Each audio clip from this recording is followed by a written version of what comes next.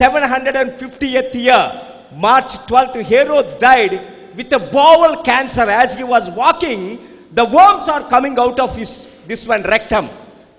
ஏரோதுடைய வாழ்க்கையிலே நீங்க பார்க்கும் பொழுது ஏன் ஏயுஸ் என்று சொல்லப்பட்டிருக்கிறது என்றால் ரோம அந்த பட்டணம் கட்டி முடிக்கப்பட்டதற்கு அடையாளமாக அது சொல்லப்பட்டிருக்கிறது. ஏரோது ராஜா தன்னுடைய சரீரத்திலே அவன் புற்றுநோய் வந்து நடக்கும் பொழுதே அவனுடைய சதைகள் எல்லாம் கீழே விழுகிற அந்த ஒரு சூழ்நிலையை அவன் மரித்தான். His own son Archelaus kicked him from the throne. He rolled and fell down and died. அவனுடைய சொந்த குமாரனாகிய அர்த்தலாமே என்பவன் அவன் சிங்காசனத்திலிருந்து ஏரோதுவை அவன் எட்டி உதைத்ததினாலே அவன் கீழே உருண்டு விழுந்து அவன் செத்தான். Herod knows he is going to die any time.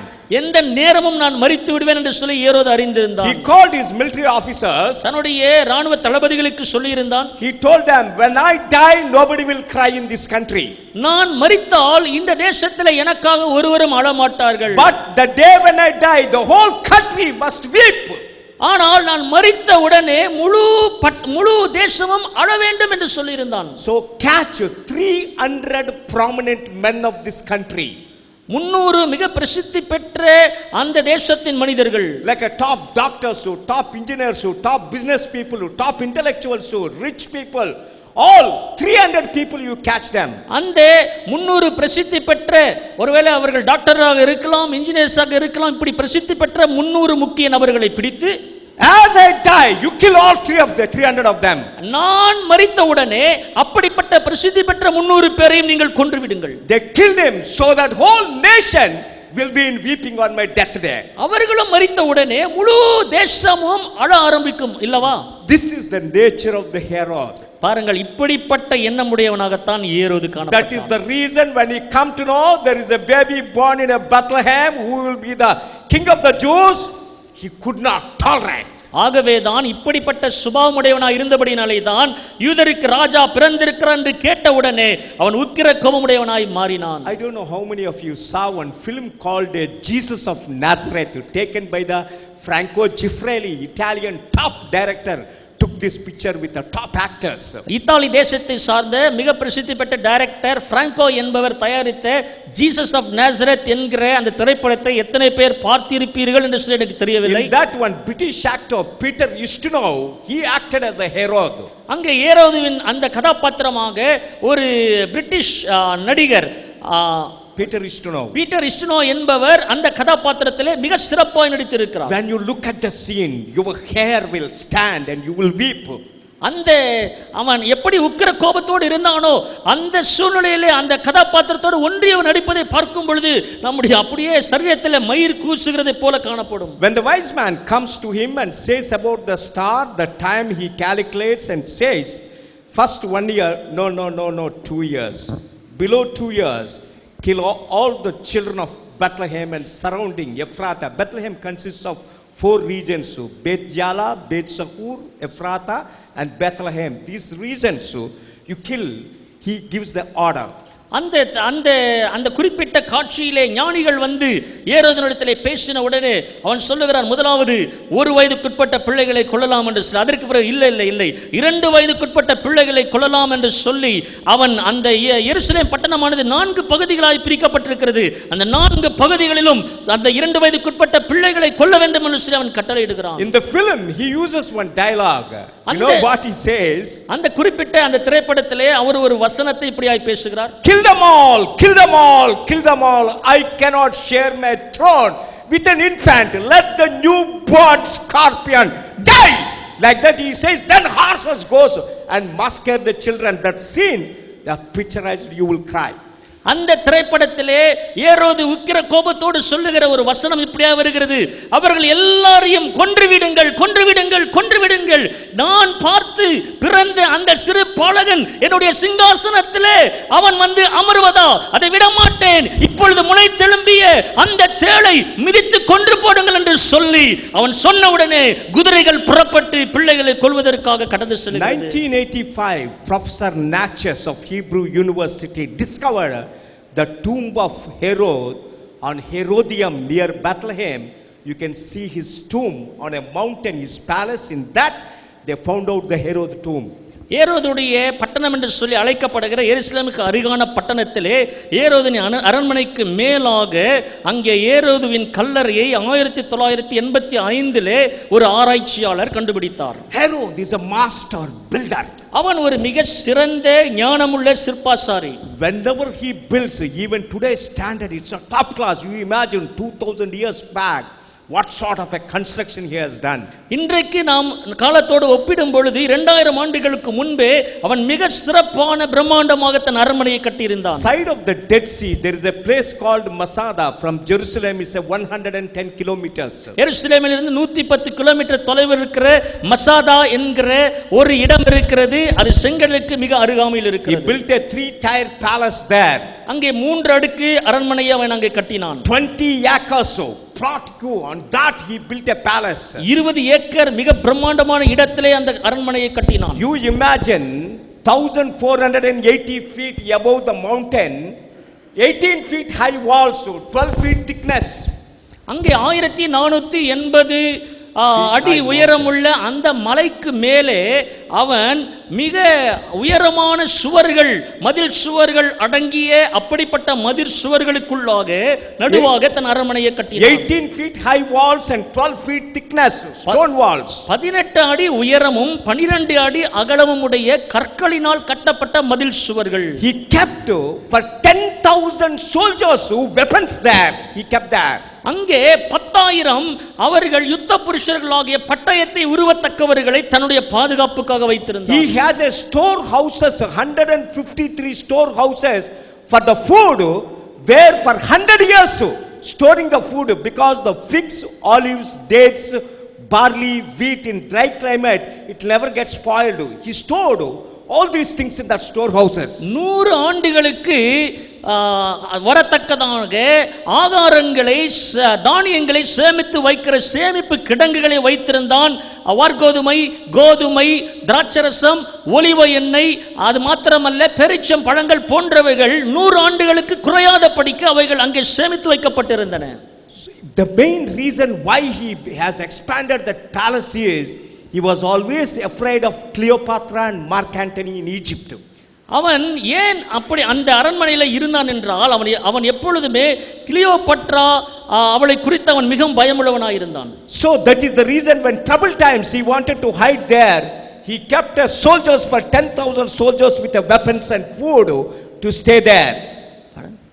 He kept the soldiers for 10,000 soldiers, weapons and food, and kept there ready if there is any trouble time he want to hide there. அவனுக்கு ஏதாவது ஒரு ஆபத்து வரும் என்றால் உடனடியாக அவனுக்காக யுத்தம் பண்ணும்படிக்கு, அவனை பாதுகாக்கும்படிக்கு 10,000 பட்டயத்தை உருவத்தக்கதான அந்த யுத்த புருஷர்களோடு கூட அதற்கு தேவையான ஆகாரத்தையும் அங்கே வைத்து அவர்களை பத்திரமாய் வைத்திருந்தான். Same way he built a Caesarea Maritima. அதே போல சிசரியா மார்டிமா என்கிற அந்த இடங்களிலேயும் அவன் பட்டணங்களை கட்டினான். Facing the Mediterranean Sea, he built the biggest port. அந்த மத்திய தரைக்கடலுக்கு பார்க்கத்தக்கதாக அதற்கு எதிரிலே அவன் ஒரு மிகப்பெரிய ஒரு துறைமுகத்தை கட்டினான். Today the world's busiest port, Amsterdam port in Netherlands. Netherlands தேசத்தில் இருக்கிற ஆம்ஸ்டர்டாம் என்கிற துறைமுகம் மிகவும் எப்பொழுதுமே கப்பல்கள் போக்குவரத்து அதிகமாக இருக்கிற துறைமுகம். 2000 years back Herod built a port inside the sea. Such a magnificent port he built it.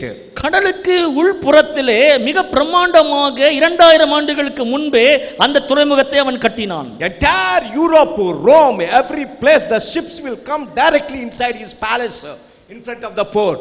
ஐரோப்பா கண்டம் முழுமையிலிருந்தும் ரோமாபுரியிலிருந்தும் அந்த துறைமுகத்தின் வழியாக எப்பொழுதும் கப்பல்கள் போக்கும் வரத்துமாய் இருந்தன. For the Roman governors he built a palaces there.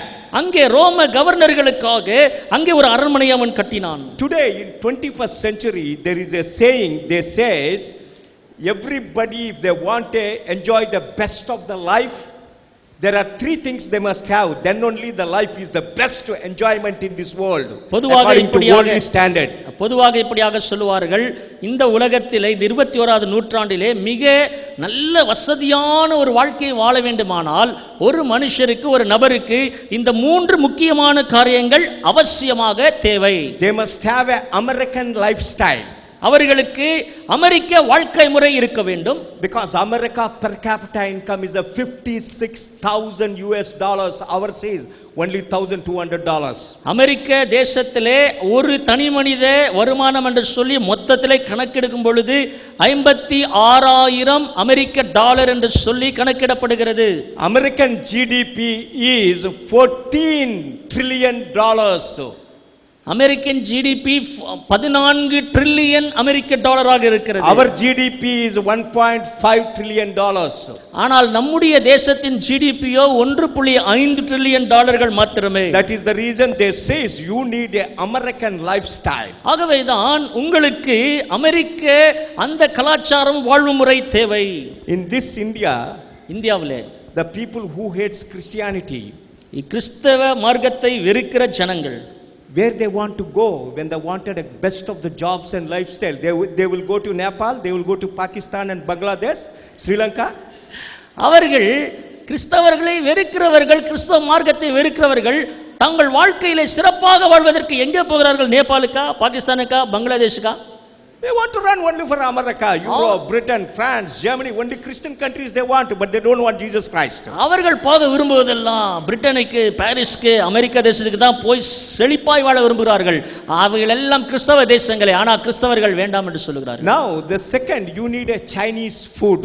இரண்டாவது, நீங்கள் சிறப்பாக வாழ வேண்டும் என்றால் உங்களுக்கு சீன உணவு அவசியம் தேவை. In this world, the top buffets, whole of America is taken by only Chinese foods. அமெரிக்க தேசத்திலே மிக பிரசித்தி பெற்ற அந்த ஹோட்டல்ஸ் எல்லாம் நீங்கள் பார்க்கும் பொழுது அந்த சாப்பாட்டு உணவகங்கள் மிக பிரசித்தமானவை சீன உணவகங்கள் தான். Forget about in every city our roads everybody sells chicken noodles only. Pardon? Everybody sells chicken noodle on the platform. இப்போ பாத்தீங்கன்னா பிளாட்ஃபார்ம்ல கூட நம்ம ஊர்ல எல்லா இடத்துலயும் chicken noodles, Chinese fast food வந்து. American lifestyle, Chinese food and Japanese Wi-Fi. These three are the combination in this world. அமெரிக்க வாழ்க்கை முறை, இரண்டாவது சீன உணவு, மூன்றாவது ஜப்பானிய மனைவி. The reason is the highest virginity rate in this world is Japanese girls. ஏனென்றால் ஜப்பானிய பெண்மணிகள் தான் அவர்கள் அதிகமான பெண்கள் திருமணத்திற்கு முன்பு கன்னித்தன்மையுடையவர்களாக இருக்கிறார்கள் என்று சொல்லப்படுகிறது. Same way those days when Jesus born, those days the Romans are like this. அதே போல இயேசு வாழ்ந்த நாட்களிலே ரோமர்கள் இப்படிப்பட்ட செல்வ செழிப்பு வாழ்ந்தவர்களாக இருந்தார்கள். That is the reason for Romans to please Herod built a Caesarea Maritima with a horse races. So Roman fellows needs always horse races, gladiator fights. These things are very important. That is the reason he built a huge arenas and the Ben-Hur horse races. What you see, that and all built by the Herod there at the Caesarea Maritima. ஆகவேதான் இந்த Caesar என்பவன் அவன் ரோமானிய அந்த சேவகர்களுக்காக, அவர்களுடைய இராணுவ தளபதிகளுக்காக மிகப்பெரிய அரண்மனையை கட்டி அங்கே குதிரை பந்தயம் போன்ற காரியங்கள் நடப்பதற்கு தக்கதான எல்லா சூழ்நிலைகளும் ஏற்படுத்தி கொடுத்தான். Every time I go to this place, I get a tears for one reason. ஒவ்வொரு முறையும் இந்த இடத்திற்கு நான் போகும் பொழுது என் கண்கள் கண்ணீரால் நிரம்பும் ஒரே ஒரு காரணம். In that place only our beloved Paul, the greatest missionary, spent 2 years in the jail in that Caesarea Maritima under the palace of the Herod. That is the Roman governors used to stay there. Under that Roman governor's palace, our Paul was 2 years in the jail. அந்த ரோம கவர்னர்கள் தங்குகிற அந்த அரண்மனைக்கு கீழ் இருந்த அந்த வீட்டு சிறையிலே தான் 2 ஆண்டுகள் அப்போஸ்தலனாகிய பவுல் அவன் வீட்டு காவலிலே வைக்கப்பட்டிருந்தான் என்று சொல்லி வேதத்திலே எழுதப்பட்டிருக்கிறது. Acts of the Apostles 21st chapter to 25th chapter, all the incidents happened where this Herod built that Caesarea Maritima for the Roman governors. There only it's happened. அங்கே அப்போஸ்தலர் நடபடிகள் 21ஆம் அதிகாரத்திலிருந்து 25ஆவது அதிகாரம் வரைக்கும் வாசிக்கும் பொழுது அந்த சம்பவங்கள் எல்லாம் இவனால் கட்டப்பட்ட அந்த சிசரியா அரண்மனையில் சுற்றி இருக்கிற அந்த இடத்திலே தான் அந்த சம்பவங்கள் நடந்தது. Israeli government, even though against to the Christianity, they marked 2 incidences without any prejudice. They kept a very beautifully preserved and put a plaques. Pardon? Israeli government, even though they are against to the Christianity, they are the one marked and kept 2 landmarks marking the gospel event there. இஸ்ரவேல் அரசாங்கமானது கிறிஸ்தவர்களுக்கு விரோதமான அரசாங்கமாய் காணப்பட்டாலும் கூட இரண்டு முக்கியமான காரியங்களை குறிப்பிட்டு அந்த அரசாங்கமே இன்றைக்கும் பத்திரப்படுத்தி வைத்திருக்கிறது. During the Pontius Pilate, when he was a governor where he stayed, they found out one clock which he inaugurated the temple of Augustus. That clock, and also Paul, where he stood with the chains before the Festus and all the Herod Agrippa and Bernias, and told, other than these chains, everybody be like me. And he gave a witness that both the places they marked with the gospel incident and recorded and kept there. இரண்டு காரியங்களை அவர்கள் உறுதிப்படுத்தி வைத்திருக்கிறார்கள். ஒன்று, பொந்தியு பிலாத்துவின் நாட்களிலே அவன் தேவாலயத்திற்கென்று அவன் பத்திரப்படுத்தி வைத்திருந்த ஒரு சிறிய ஒரு இடம். அது மாத்திரமல்ல, இன்னொன்று, that is the place where Paul was put with a witness he gave to in front of all the Roman governors and Herod. This one he gave a ஏரோதுக்கு முன்பதாகவும் மற்ற அதிபதிகளுக்கு முன்பதாகவும், Herod Agrippa too, Herod grandson, இரண்டாம் அகிரிப்பாக்கு முன்பதாக பவுல் விலங்கிடப்பட்டு முன்பதாக நிறுத்தப்பட்ட அந்த இரண்டு சம்பவங்களையும் அவர்கள் குறிப்பிட்டு வைத்திருக்கிறார்கள். In that you can see where Paul stayed 2 years in the prison. அந்த பகுதியிலே தான் நாம் வாசிக்க முடியும், அப்போஸ்தலனாகிய பவுல் 2 ஆண்டுகள் வீட்டு சிறை காவலிலே வைக்கப்பட்டிருந்தார். Like that, Herod built a top class palaces in Jordan. If you go, there is a place called a Macaber, where he beheaded the John the Baptist, Herod Antipas. That also built by the Herod the Great. அங்கே மகா ஏரோது என்ப அந்த ராஜா தானே அவருக்கு எந்த இடத்திலே அவர் அந்த அரண்மனையை கட்டினாரோ அங்கே யோவான் ஸ்நானகரை சிரச்சேதம் பண்ணினார் என்று சொல்லி நாம் பார்க்கிறோம்.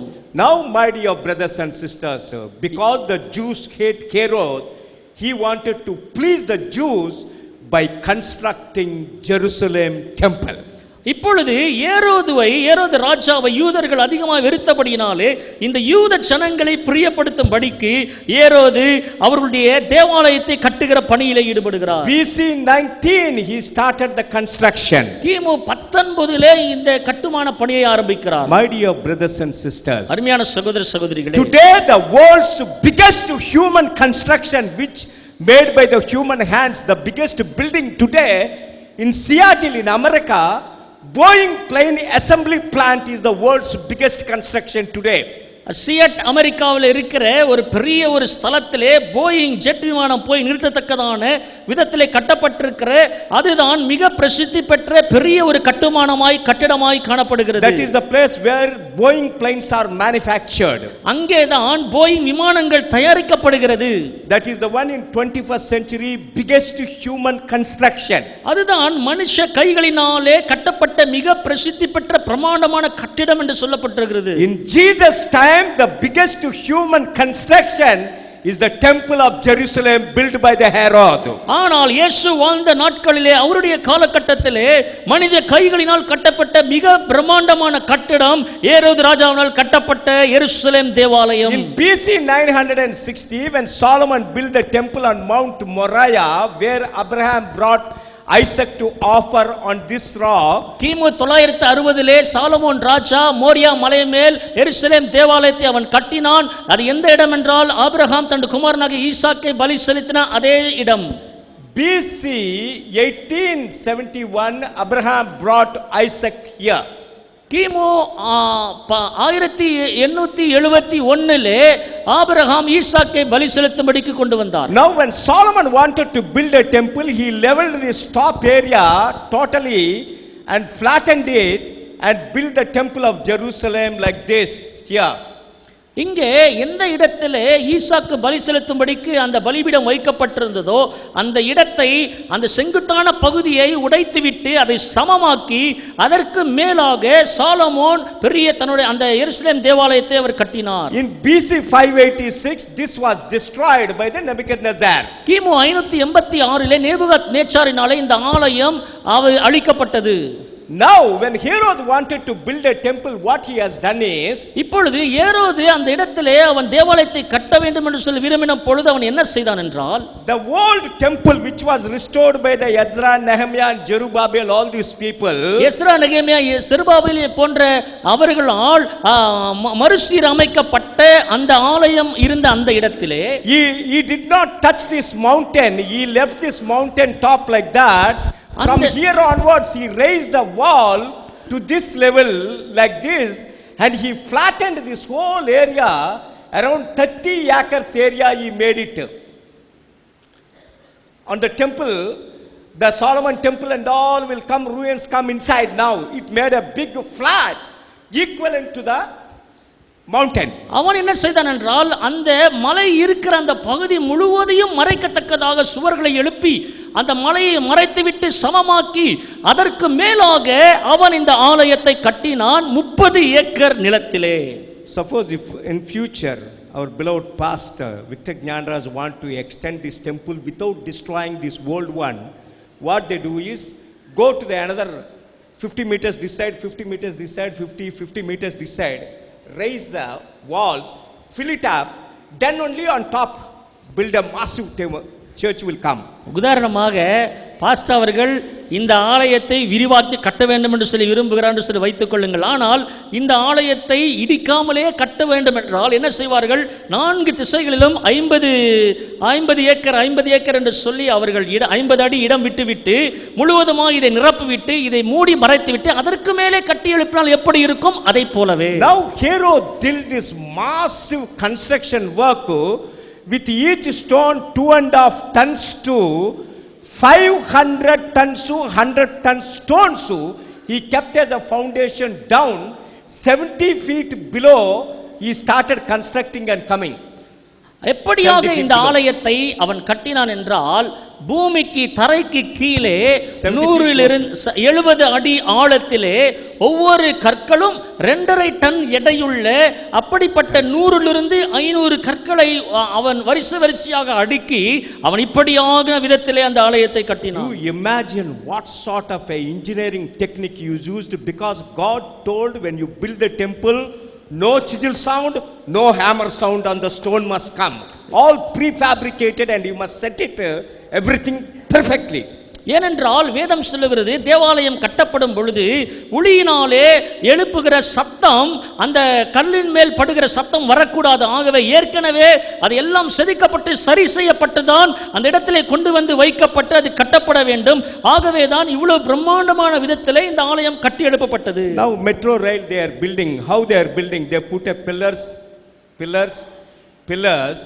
The prefabricated blocks they will put and fix it here, and it goes on. இப்பொழுது பார்த்தீர்கள் என்றால் மெட்ரோ ரயில் எப்படி கட்டுகிறார்கள்? தூண்களை அங்கங்கே அமைக்கிறார்கள். தூண்களுக்கு மேலாக ஏற்கனவே கட்டி அமைக்கப்பட்ட ரெடிமேடாக இருக்கிற அப்படிப்பட்ட பிளாக்ஸ்களை கொண்டு வந்து 2 தூண்களுக்கு நடுவிலே வைத்து இப்படித்தான் அவர்கள் அந்த மெட்ரோ ரயிலுக்கான அந்த ட்ராக்ஸ் போடுகிறார்கள். Now Herod, he built such a magnificent temple with 163 Corinthian pillars. 163 பிரம்மாண்டமான கொரிந்து பட்டணத்தின் தூண்களை கொண்டு அவன் the entrance of the temple will have a pillars. So 163 pillars you have. எருசலேம் தேவாலயத்தின் நுழைவாயிலை கட்டுகிறான். Israel doesn't have a marble and granite. இஸ்ரவேலிலே marble இல்லை, granite இல்லை. Herod brought from 5 countries this marble, from Spain, Italy, and Ashwan in Egypt, Sinai, and also from Ephesus. All these things, I don't know how many shiploads he brought this marble stones, white marble. He brought and made a pillars, each pillar 52 feet high, 49 feet arches. ஒவ்வொரு தூணும் 52 அடி உயரமும் அந்த வளைவானது 49 அடியாகவும் காணப்பட்டது. பளிங்கு கற்கள், வெள்ளை கற்களை Spain, எபேசு போன்ற பல தேசங்களிலிருந்து அவன் கொண்டு வந்தான். Each pillar circumference is a 25 feet. That means 4 people when they hold hands and like this, the pillar size will come like that. அந்த ஒவ்வொரு தூணுடைய அந்த சுற்று வட்டாரமானது 25 அடியாக இருந்தது. அப்படியானால் 4 மனிதர்கள் ஒருவருடைய கரங்களை கோர்த்து கொண்டு ஒன்றாக கரங்களை கோர்த்தால்தான் அந்த தூணை சுற்றி வர முடியும். Today when we go to Jerusalem on the Temple Mount where the Muslims are occupying, இன்றைக்கும் கூட எருசலேமிலே இஸ்லாமியர்களால் ஆக்கிரமிக்கப்பட்ட அந்த எருசலேம் தேவாலயத்தின் இடத்திற்கு சென்று பார்க்கும் பொழுது side of the Al-Aqsa Mosque, this marble pillar pieces, you can see up and down of the mosque, you will see this massive marble pillars. இந்த பளிங்கு கற்களாலான இந்த தூண்களை அந்த மசூதியின் அருகாமையிலே கீழே அடியிலே புதைந்து கிடக்கிறதை நீங்கள் பார்க்க முடியும். And he studded this one, the temple made this one with all pure gold, studded with the pure gold. இந்த தூண்களை சுற்றிலும் சுத்த பொன்னினாலே அவைகள் மூடப்பட்டிருந்தது. And also connecting this temple to the over the brook of Kedron with one bridge. He connected with the entrance with a bridge that is called a golden gate today, that is connected to the Mount of Olives with a bridge. Under that brook of Kedron goes. Kedron, that Kedron brook will go down of the bridge. This bridge is connected from temple to Mount of Olives. இந்த நுழைவாயிலிருந்து ஒரு பாலத்தை ஒலிவமலைக்கும் அந்த எருசலேம் நுழைவாயிலையும் இணைக்கிற ஒரு பாலம் அமைக்கப்பட்டது. அந்த பாலத்துக்கு கீழ்தான் கெத்ரோன் ஆறு அது ஓடுகிறது. அதை தான் தங்க வாசல் என்று சொல்லி அழைக்கிறார்கள். Recently Israeli scientists, archaeologists found out the temple drain pipe in the brook of Kedron, all the animals what is sacrificed, that blood comes into the brook of Kedron. அந்த இஸ்ரேலிய அந்த ஆராய்ச்சியாளர்கள் சமீபத்தில் கண்டுபிடித்தார்கள், அந்த பலியிடப்படுகிற மிருகங்களுடைய ரத்தம் எல்லாம் கீழே போய் கீழே ஓடுகிற அந்த கெத்ரோன் ஆற்றிலே தான் போய் கலந்தது என்று சொல்லி கண்டுபிடித்தார்கள். Now when the temple completed, when the sun rises from the east over the